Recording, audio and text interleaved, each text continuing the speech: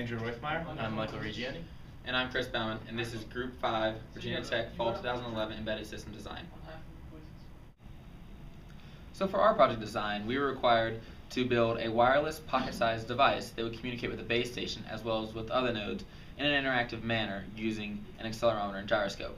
We turned this into a wireless security system that would pass codes between nodes via a gesture recognition similar to the iPad bump, and it would communicate to the base station also through wireless. For this project, we created our own custom printed circuit board, or PCB, which held all of our components and acted as our node. Here you will see all the individual components on our printed circuit board. We have our MyWi wireless interface chip, our 6-axis accelerometer and gyroscope, as well as our PIC microcontroller, which is a 26J50. The PIC microcontroller runs all the software for our project and communicates with our two sensors. It communicates to the accelerometer and gyroscope over I2C and to the MyWi chip over SPI, which is the serial peripheral interface. This device is powered by 3 AAA batteries that are rechargeables on the back of the device.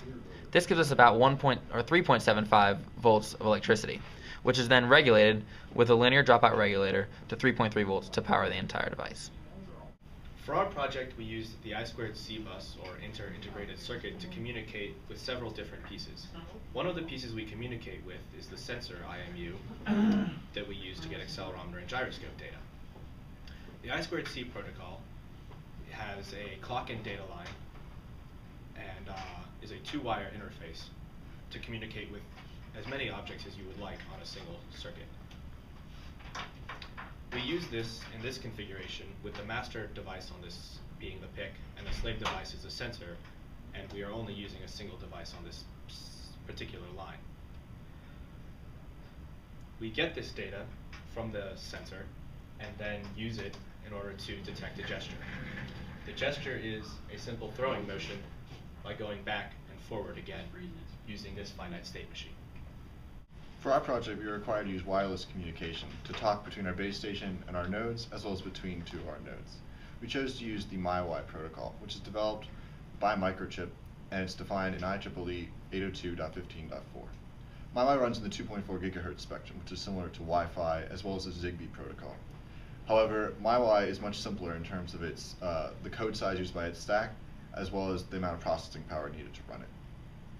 Here you can see various MyWi devices. This is the MyWi chip used on our project board, and here's the device used on our base station board. You can see the antenna, as well as the ground plane needed for the RF signals to bounce off a known 0 voltage level. In our project, we have defined a message passing protocol that runs on top of MyWi to communicate between our various devices. When our node comes into range of our base station, what occurs is a connection request between the node and the base station. The base station accepts the connection request and then queries the node to determine if it has an access code. If it has an access code, it checks with the ARM base station to see if the access code is valid or not, and returns whether the access is granted or denied. If the node does not have an access code, then the ARM will present a screen on the touchscreen LCD for the user to enter in the physical pin so that a pairing process can be done between the base and the node. What we have on our breadboard here is essentially the same circuit that we have on our project board. So these are both implementing our nodes. When two nodes come into contact with each other and recognize each other, they do a basic pairing process where they identify themselves both as nodes and then wait. Once one of them performs the gesture that was previously shown, then the access key is passed from one to the other. Here we have our ARM board base station, our PIC forwarding device, and our PIC wireless transmitter and receiver. The ARM board is connected to our PIC forwarder over I2C using this bus. The PIC forwarder is connected to the wireless PIC device over UART, which stands for Universal Asynchronous Receiver Transmitter. On the ARM board, we have an LCD panel and a touchscreen panel. The LCD panel is communicated to through SPI, and the touchscreen panel is communicated over I2C. There are 3 I2C devices, or dedicated hardware blocks, on the ARM board. So the PIC transmitter, or PIC forwarder, is communicated over one I2C block, while the touchscreen is using a different I2C block.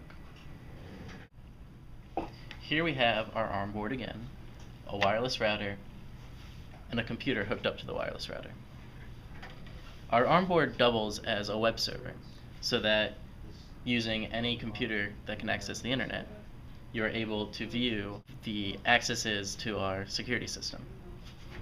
When a pending authorization request is sent to the ARM board and it detects that the code is correct, it'll update its internal list for the web server, as well as the time that the wireless key came into range. All of this information is displayed on the web server. On power on reset, the ARM board displays a calibration routine.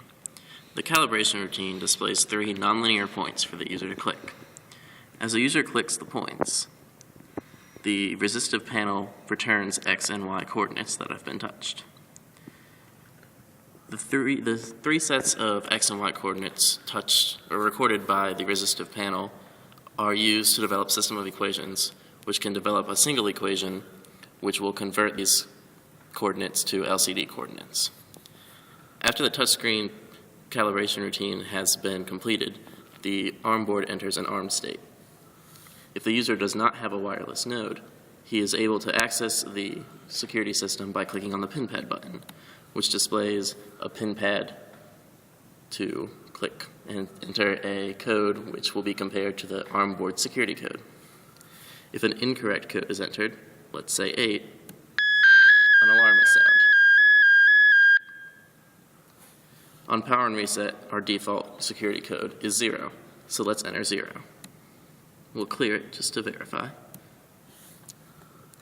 If the security code is correct, an admin screen is displayed, as you see here. The admin screen consists of a lock, unlock, set code, and rearm button. Now let's simulate what happens when one of our wireless nodes comes into a range of our base station. Here we have our wireless project board. Let's power it up. The power LED comes on to indicate we are powered up. Now the connected LED has come on to indicate that we have a wireless connection to our base station. Because we have no access code that has been granted to us, we are going to send back a no code message to the base station, indicating that we'd like to access, but we have no code. On the base station side, we receive this message and open up the pin pad panel so that the user can manually authenticate our wireless node. You may recall that our access code was switched to 4534. If we type this in, we will send the message over wireless to the wireless node. The wireless node will then send a pending auth request to the base station with the code that we just sent it. When we receive this code, we can bring up the admin panel because the wireless node now has access. Notice that the access LED is indicating that we now have an access code, and in the future we can get into the system at any time. Let's see what happens when we now go out of range of the base station. We've lost our connection and the LED has gone out. However, we retain our access code, so when we come back into range,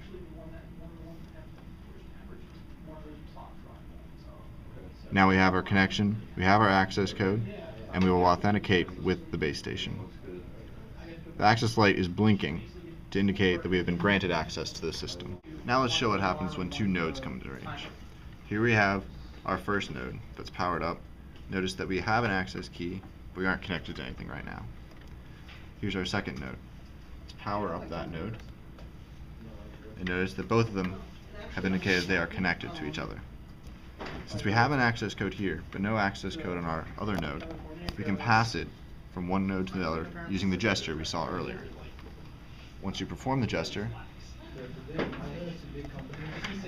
notice that the access light on the second node is now indicating that we have an access key. Now, let's connect to the base station